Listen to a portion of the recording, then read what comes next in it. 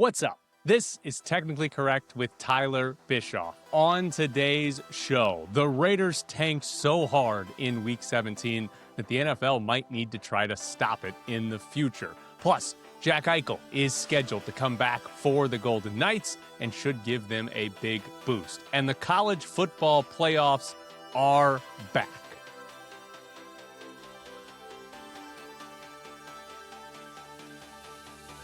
Last show of the week, last show of the year. Here we go. The Raiders sat Max Crosby and Brock Bowers in Week 17. Now, both players had real injuries. Both Crosby and Bowers are actually hurt. They didn't make up injuries to those two players.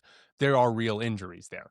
But the Raiders tanked in Week 17, as they should have. There is incentive to lose games when you are as bad as the Raiders are. The Giants also sat key players in that game. The Giants had no reason to win that game. It was two teams looking at draft capital playing each other because, again, there's incentive to lose. We see across American sports anti-tanking measures. We have draft lotteries in the NBA, the NHL, and in Major League Baseball now. There are rules in place in some of those sports about how many times you can pick high in the draft. The NBA is trying to come up with more rules to try to prevent tanking. It is widespread across American sports to have bad teams that prioritize draft position, and those leagues then try to stop them from doing so in the future. Will the NFL do something similar? Is what we saw this past weekend bad enough? Is it disrespectful enough to the game for the NFL to want to make a change to try to prevent another team from doing it?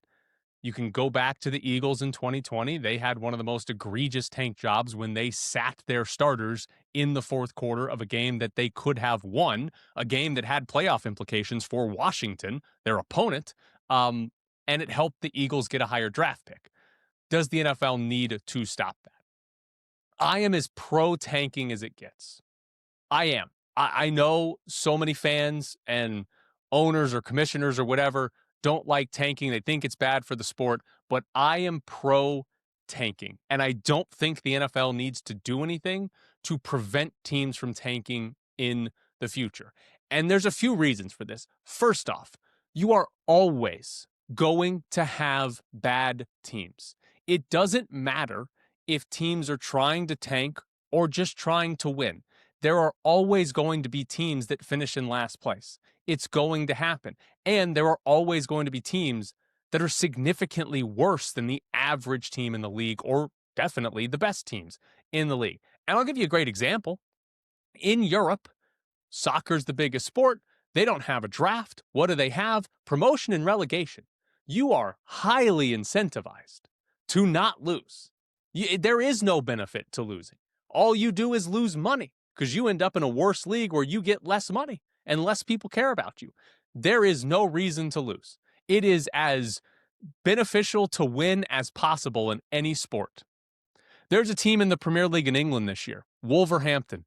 Wolves this year have not won a game. They have 2 draws and 16 losses. A league where tanking doesn't exist. They're halfway through their season, and Wolves do not have a win. There will always be horrendous teams. Just look at the Raiders. The Raiders were not tanking this year. Pete Carroll came into the season talking about winning 10 games. This was not a season-long attempt to tank. The Raiders just sucked. The Raiders were just terrible. And once you get to 2-13 on your own merit while you're trying to win, who cares if all of a sudden you say, it'd be better if we lost now? Because when they were trying to win, guess what? They were losing and getting embarrassed then as well. You're always going to have these bad teams.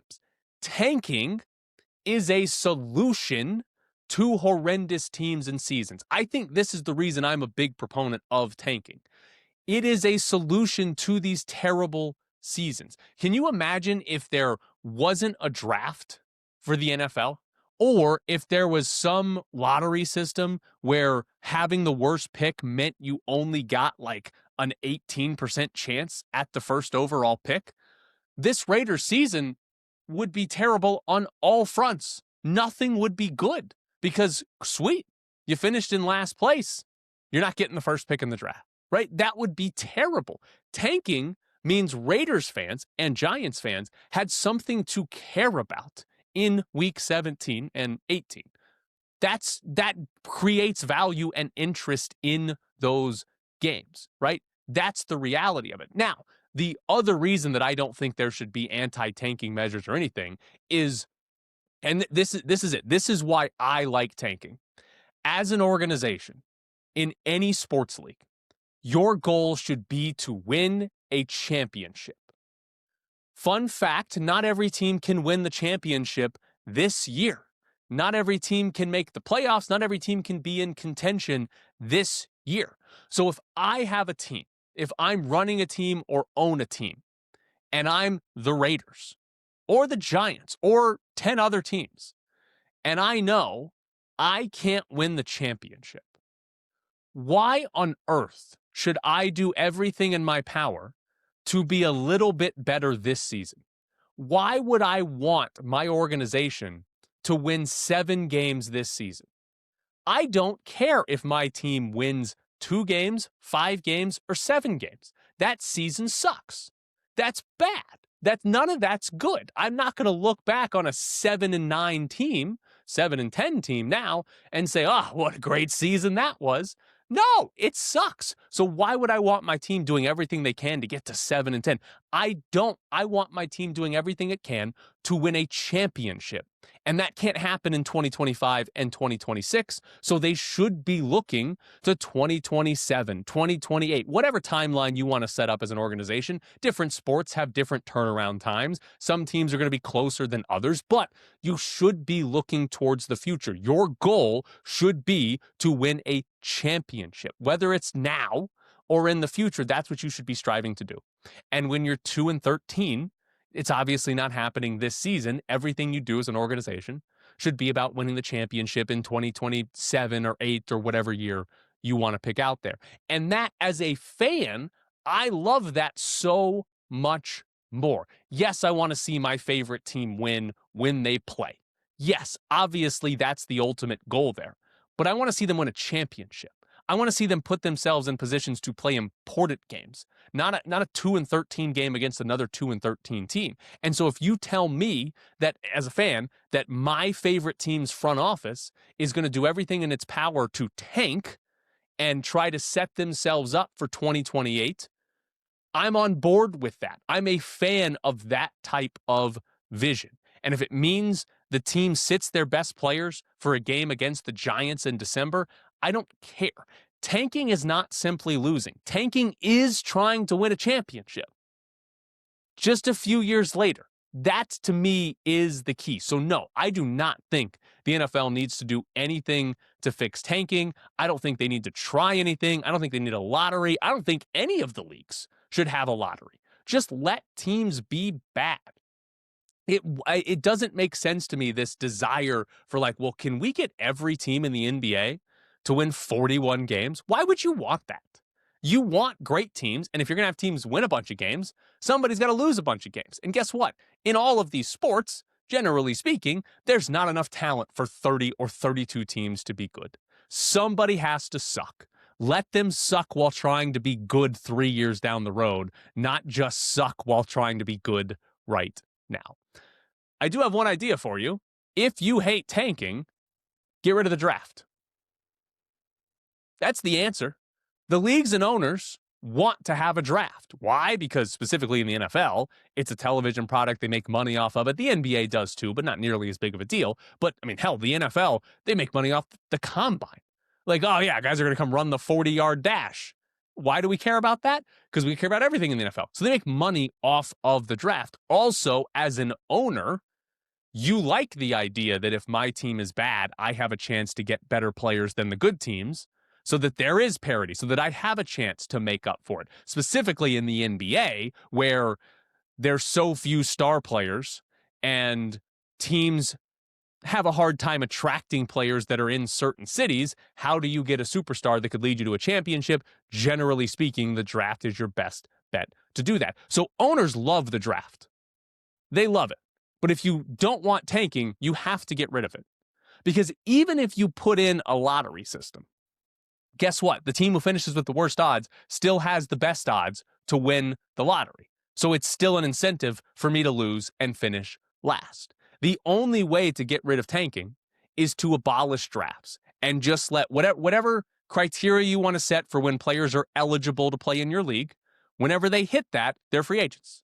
And anybody can sign them to any contract they want.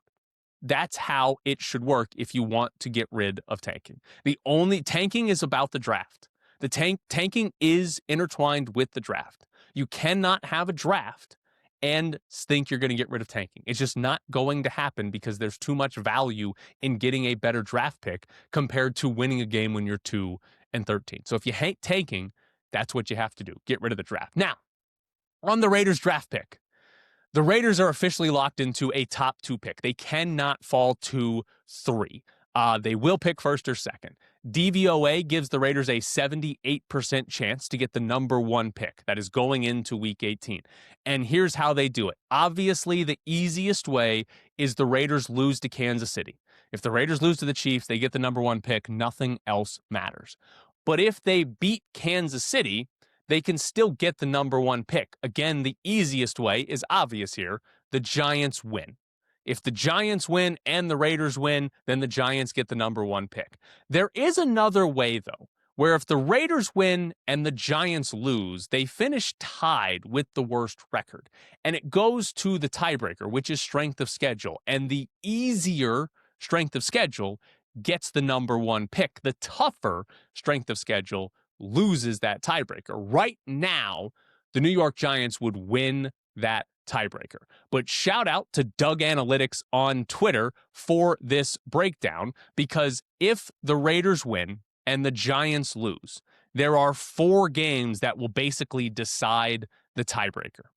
It's Seattle and San Francisco, Cleveland and Cincinnati, Atlanta, New Orleans, and Chicago, Detroit. According to Doug Analytics and his fun chart that he put up, the Raiders are cheering for 4 teams: San Francisco, Cincinnati, New Orleans, and Detroit. Those are the 4 strength of schedule teams they want to win to get the first pick. If 3 of those 4 teams win, the Raiders will actually win the tiebreaker. So again, 3 of those 4, San Francisco, Cincinnati, New Orleans, and Detroit. If 3 of those 4 win, the Raiders get the tiebreaker. So your rooting interest for the Raiders in the number 1 pick, right? Saturday night, you want the 49ers to beat the Seahawks. And then Sunday, the early slate of games, you're cheering for the Bengals over the Browns, and you're cheering for the Saints over the Falcons. Obviously, you want the Giants to beat the Cowboys because that would make this a lot easier. And then in the Sunday afternoon games, you want the Lions to beat the Bears. And obviously, the Chiefs to beat the Raiders because that is the easiest way for this to happen. Those are the important games for the Raiders. Those are their paths to clinching the number 1 pick. The Raiders can clinch the number 1 pick, by the way, before they play. Obviously, the Giants play earlier than the Raiders. If the Giants win, Raiders get the first pick, and the game against Kansas City, it doesn't matter. They can win the game, lose the game. It's irrelevant to the number 1 pick in the draft. But even if the Giants lose that game, if you get a 49ers loss Saturday night, and then the 49ers win, and then the Bengals and Saints also win in the early slate on Sunday, then the Raiders will have the number 1 pick, overall pick, no matter what the Giants do and no matter what they do going into that afternoon slate of games. So that's who you're cheering for. Raiders lose, none of this matters. They get the number 1 pick. Giants win, none of this matters. They get the number 1 pick. But Raiders win, Giants lose, then you go to tiebreakers, and it's 49ers, Bengals, Saints, and the Detroit Lions that you will be cheering for. So there's your fun going into week 18. By the way, this last show of the week, if you want to get in contact with the show about anything, email me, technicallycorrectvegas@gmail.com. You can give me any sort of yell at me about something you want, tanking, whatever you want. Just let me know. technicallycorrectvegas@gmail.com, or if you want to sponsor the show. Coming up next, it's Bischoff's Briefs.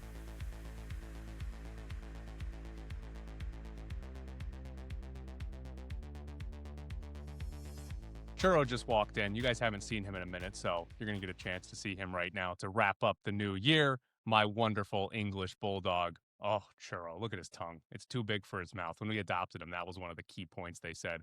The longest tongue they'd ever seen. It's always sticking out. He's always got a dry spot on his tongue. The Golden Knights host the Nashville Predators today. It's a noon game on New Year's Eve. Jonathan Marchessault's hurt. He's not going to play in this one. That's kind of upsetting if he's not active for this one. He also might get traded. I've read that a couple of times that he might be a trade deadline candidate going out of Nashville. But Jack Eichel is back, or at least he should be. He practiced in full yesterday. Apparently took line rushes as the number one center, which indicates that he's going to be back. He last played on December 13th, which means 17 days, a full 17 days will have gone by between his last game and coming back to play.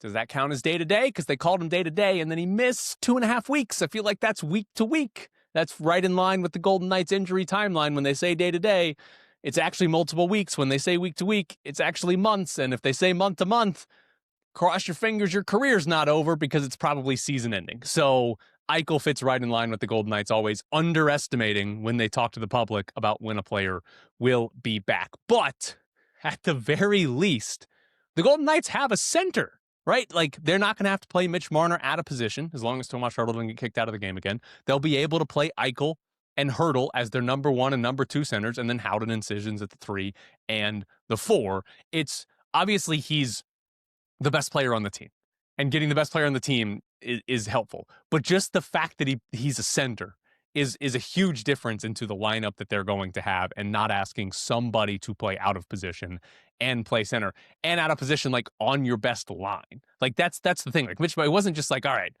we need our fourth line left winger to move over and play center. They were having to have Mitch Marner play center on like the first line. Eichel's back. It should be a pretty big deal, a pretty big boost for this team. Also, before I do another show, UNLV basketball is going to play. They're going to play Air Force on Saturday. A win would give UNLV their first 3-game win streak of the season, and Ken Pom says they have a 91% chance to beat Air Force. That's how bad Air Force is. They're 324th in Ken Pom. They have 3 wins on the year as a program. Air Force can't shoot and turns the ball over a lot. UNLV basketball defensively is at their best when they force turnovers. It's been pretty sporadic when they do force those turnovers, but we've seen a few games where the turnover numbers are high. Air Force would seem to be an opponent that might happen against. The only thing Air Force does do well on offense, though, is get to the free throw line. The only thing they're like top 100 in is free throw attempts. So UNLV fouls a lot. I'd expect a lot of Air Force free throws in this game. Kind of looking out, UNLV's played one Mountain West game. This will be the second, but the rest of the season is now Mountain West games. Ken Pom projects UNLV to be favored in just 4 Mountain West games the rest of the season. And it's both Air Force games and both San Jose State games. They're like have a 48, 49% chance to win a couple of other games. They will probably win those, or some of those, not all of them, but some of those. So they should end up with more than just 4 more wins the rest of this season. But it's probably not going to be 5 or 6, or it's probably only going to be 5 or 6, I should say. That feels like the cap unless this team starts playing much, much better against Mountain West play. Also, former Raiders offensive coordinator, Chip Kelly, got hired by Northwestern. He is going to be the offensive coordinator at Northwestern. So Chip Kelly went from UCLA head coach to Ohio State offensive coordinator voluntarily, to Raiders offensive coordinator, to Northwestern offensive coordinator. Did he go down 4 straight years or 4 straight coaching moves? Like UCLA head coach to Ohio State offensive coordinator. Is that a step down? I mean, Ohio State's better, but don't you want to be the head coach? And then Ohio State offensive coordinator to Raiders offensive coordinator. He got paid more money. He's the highest paid coordinator in the NFL. But given what the Raiders are and what they were, the Ohio State job's better, right? Like, you had to pick taking the Ohio State job. And now, obviously, Northwestern is even worse. Chip Kelly's a better college coordinator than he is pro coordinator or head coach, whatever. That's been pretty clear in his career. I also kind of wonder, to generalize Chip Kelly's career, how good is he when he doesn't just have a straight talent advantage? Right? Like, is that what this boils down to? Like, he schemes up fun stuff, but he has to have the talent advantage. And at Northwestern, it's not going to happen all the time. So curious to see how good he is or how good their offense is at Northwestern. Also, in college football, there's a story at Cowboy State Daily, great name, by the way, about Wyoming and their NIL. And from that story, Montana and Montana State, who are both FCS programs, spend $2.2 million on NIL, while Wyoming spends $1.4 million.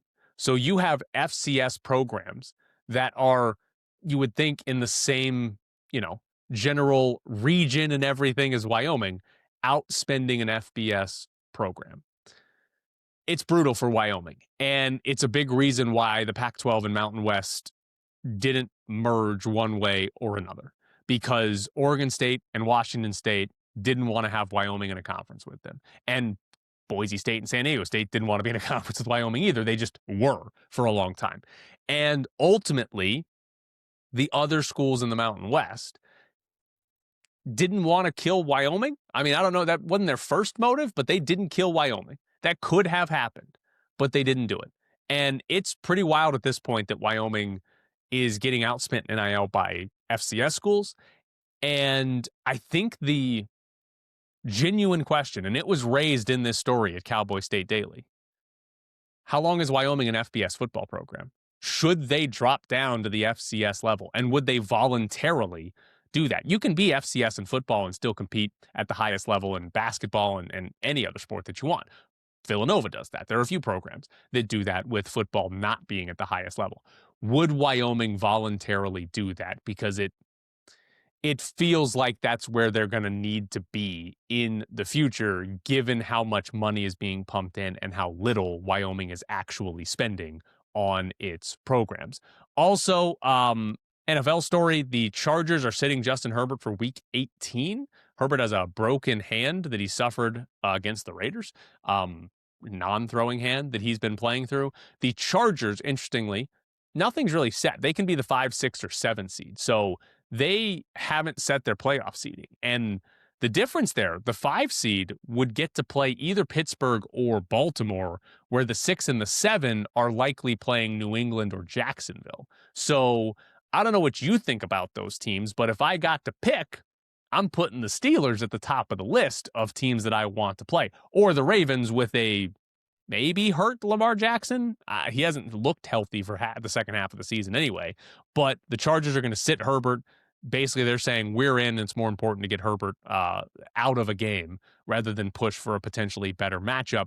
What's funny is it actually probably hurts the Patriots more than any other team, because the Patriots could still get the 1 seed in the AFC, but if Denver wins this game, Denver gets the 1 seed. So the Broncos beating a Justin Herbert-less Chargers will get the 1 seed, and the Patriots will be locked into playing in wildcard weekend as opposed to getting that bye. One last thing in Bischoff's briefs, and I have not gotten to this for a while now, but this is what happens. I find stories that are interesting, and then I have things that are better to talk about. But I really want to get to this one because it's stupid. The ACC has a new scheduling model for 2026. And because the ACC is going to a 9-game conference schedule and they have 17 football teams, there is not a mathematical way for every team in the ACC to play exactly 9 ACC games. The math just does not work. So what the ACC is going to do, 12 of their teams are going to have a 9-game conference schedule. The other 5 will only play an 8-game ACC schedule, which is insane. The other options, they could have just had everybody stay at 8 games. The math does work for that. Everybody plays 8 and it would have been fine. They could have, there was talk at one point about the 5 teams that don't have a 9th game, they would all beat Notre Dame opponents, and that Notre Dame game would count as a conference game, which would also have been incredibly dumb, but kind of funny. And they could have had games where, for those 5 that are only playing 8, they play a 9th ACC team, and that counts as their 9th ACC game, but it would have been the 10th ACC game for their opponent, So that game would not have counted as an ACC game for those teams. So you'd have had games where only one team was playing a conference game and the other team it would have counted as a non-conference game. Also dumb. The obvious answer is to play eight conference games. That's the obvious answer. I don't know why they think they've got to go to 9. I know they're keeping up with the Big Ten and the SEC, but you don't need to go to 9 if the math doesn't work. Just stay at 8. And I think it just tells us the ACC is the dumbest conference. Of all the conferences, they're clearly the dumbest. They didn't have a good tiebreaker, and it sent 7-5 Duke to the ACC title game over Miami. They almost missed out on a college football playoff spot because of their tiebreaker sending 7-5 Duke. And now they're going to have the dumbest conference schedule possible. And what it's going to lead to, by the way, is when we get to the end of the year and they're trying to figure out who's going to play for the conference championship, there's a real chance that like you have 8-0 versus 7-1. Is 8-1 going to go just because they played one more ACC game? They didn't get the one of the 5 teams who only had to play 8. Like there's a real chance that you get to the end and you have multiple 1-loss teams, but they have a different amount of wins, or 2-loss teams, or whatever it is. It's so dumb. It's one of the dumbest things that the ACC could possibly do. By the way, one other thing on this, because the ACC to try to make things fair, I guess, every team has to play 10 power conference opponents. So if you get 9 conference games, then you just have to schedule 1 power conference opponent, non-conference opponent. But if you're one of the teams with 8, you've got to make sure you schedule 2 non-conference power opponents. So that's one way they're trying to make it fair overall, even though that doesn't count for ACC standings. I don't like that because I think different teams should be allowed to have different scheduling philosophies. If you think playing an easy non-conference game is good because you want to try to get to 12-0 as easy as possible and get in the playoff, do it. If you want to say, no, we think strength of schedule is important, so let's play hard teams, and do that. I think it's fine for teams to have different scheduling philosophies. But it's also bad for the group of 5 teams. Because, like, take the ACC as an example, where this is now locking in 10 games every year for every ACC school, where 10 of their 12 cannot be against a Mountain West or Pac-12 or Conference USA or American opponent. It can't be. They only have 2 left. And if, like a lot of these schools do, want to schedule an FCS school, that means there is 1 slot on ACC team schedule to play a group of 5 opponent. And these sort of requirements are going to be in place across college football. If you're a good group of 5 program, I don't know why a power conference team would play you. Like if I'm in the ACC and I have to play 10 power conference opponents, I'm not scheduling Boise State. I'm not scheduling UNLV right now. I know historically they haven't been good, but they keep winning 10 games, right? Why would I? Now I've got 11 tough games on my schedule. I'm scheduling, give me Wyoming, and they're $7 in NIL money. That's who I'm scheduling. So the whole thing is just stupid, and it's not good for group of 5 as well. It's just everything the ACC is doing, I think, is completely dumb. But that is it for Bischoff's Briefs. Coming up next, we'll get into the college football playoffs.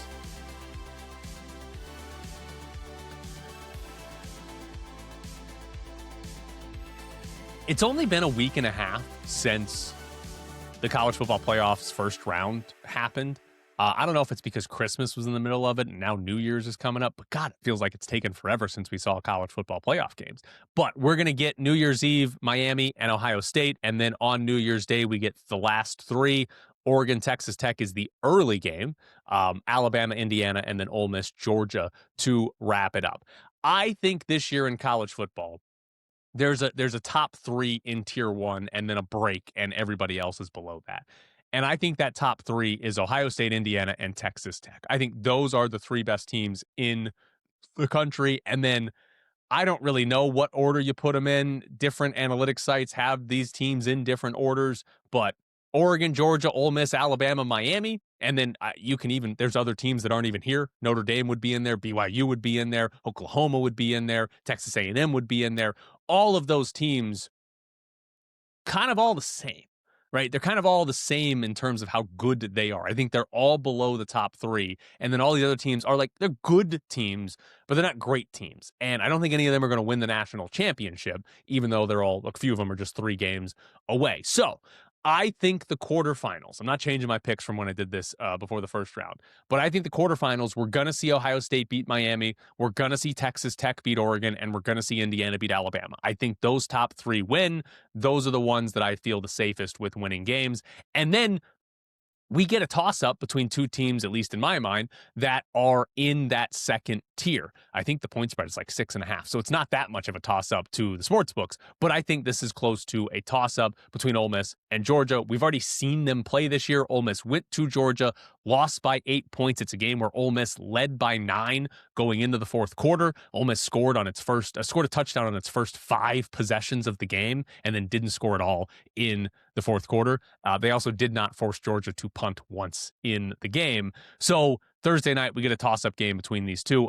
I'm going to pick Ole Miss. I went to Ole Miss, so I'm going to pick Ole Miss. Trinidad Chambliss becomes a nationwide superstar on Thursday night.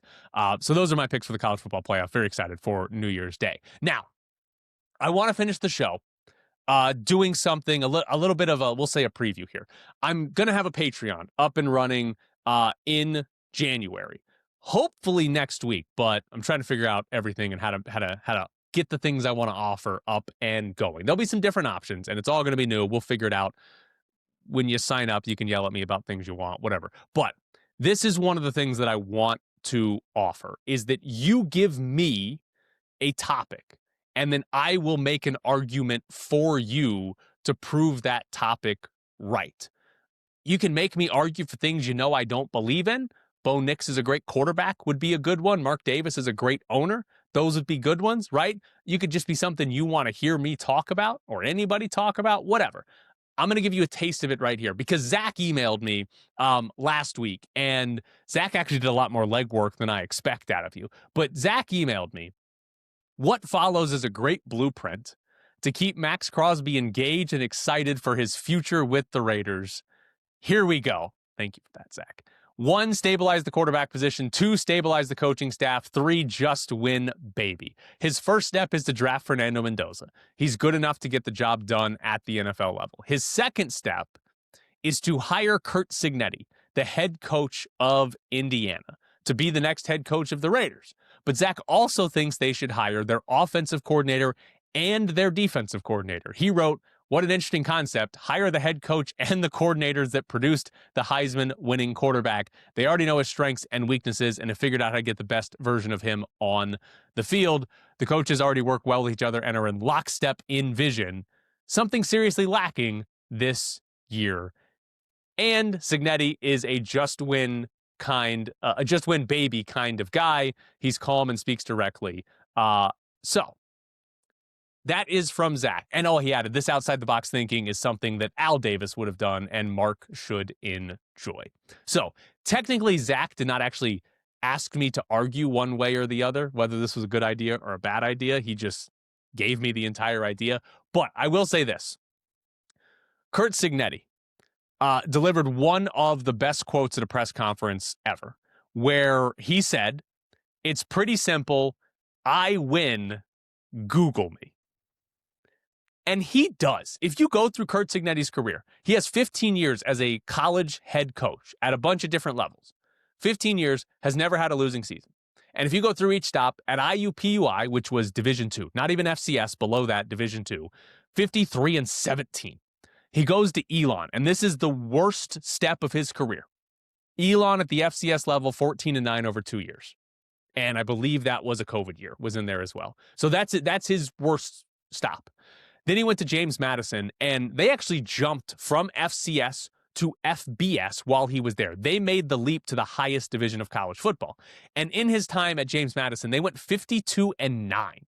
And in his first 2 years at the FBS level, they went 8-3 and then 11-1. So as soon as they got to the highest level of college football, they were still winning games. And now he's at Indiana and he's 24-2. The last time Curt Cignetti lost more than 3 games in a single season was 2018. He wins a lot, and he wins everywhere that he goes. And by the way, none of those are football powerhouses. He turned around Indiana, of all places, into the number one team in the country going into the playoffs.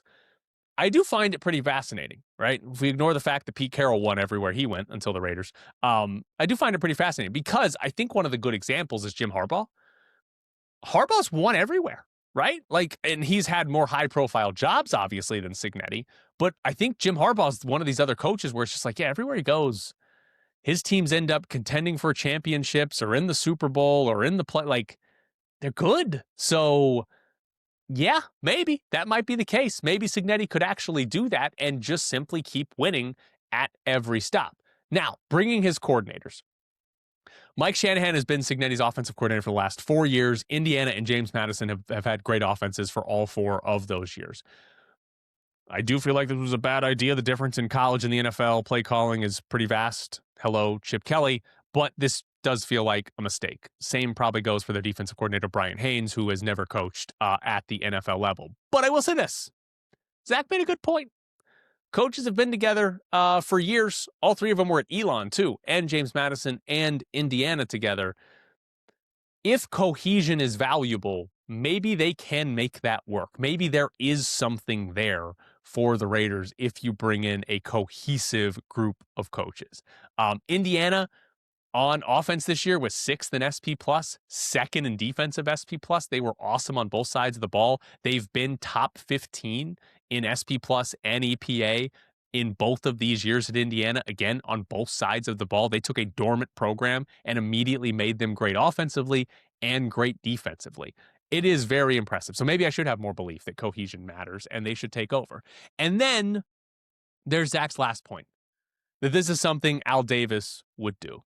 Now, I'll be honest, Al Davis put Jamarcus Russell and Lane Kiffin together, and that sounds a lot like this, but that didn't work. I don't know that if it's what Al Davis would do is the right way to run an organization. That probably seems like the wrong way to run an organization, but I do know this. What Mark Davis would do is the wrong thing to do to run an organization. So if this is something Mark Davis wouldn't do, it might work, and the Raiders should try it out. So there's Zach's idea and me arguing for it. Zach did a lot of work there. You're not going to have to do as much work as Zach did. You can just give me one sentence about what you want me to argue. So thank you for that, Zach, as an example here. Once we get Patreon up and running, you'll be able to give me some of these prompts to make me argue things that make me sound like an idiot. I do a lot of that on my own, but now you'll get to choose exactly what I argue like an idiot.